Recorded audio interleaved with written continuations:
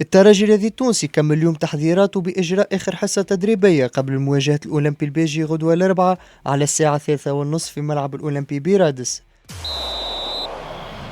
الحصة التدريبية شهدت حضور مهاجم جديد سيكي مع الفريق، في حين أنه غاب اللاعب محمد أمين بن حميدة، واللي كانت أعلنت الصفحة الرسمية اليوم عن إصابته في المباراة الأخيرة يوم الأحد. الترجي يدخل المباراة تحت ضغط النتيجة لمواصلة الملاحقة على ترجي جرجيس اللي متقدم عليه ب5 نقاط، في حين أنه الأولمبي البيجي يحاول يخرج من السلسلة السلبية بعد بداية صعيبة للموسم، وينجمع حتى الآن 2 نقاط من 6 جولات.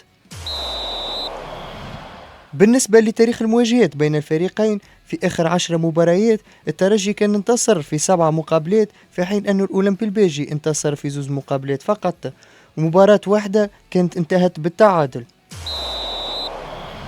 آخر مواجهة كانت في رادس الموسم الماضي في ذهاب البطولة وانتهت بالتعادل 1-1، أما مباراة الإياب فقد انتهت بانتصار الترجي ب5 أهداف مقابل 0. جمهور الترجي يستنى غدوة كيفاش باش يتعامل المدرب ماهر الكنزاري مع المباراة، خاصة مع المشاكل الأجانب في البطولة والعدد المحدود المسموح به، 4 أجانب في الميدان و2 على دكة الاحتياط، مع وجود برشا عناصر مهمة في الفريق على غرار كوناتي وقبيلو ينساس والبليلي والمهاجم الجديد سيكي. المدرب باش يشوفوه كيف يتعامل مع المباراة هذه، هل باش يحافظ على نفس الرسم التكتيكي أو باش يغير في اللعب متاعه؟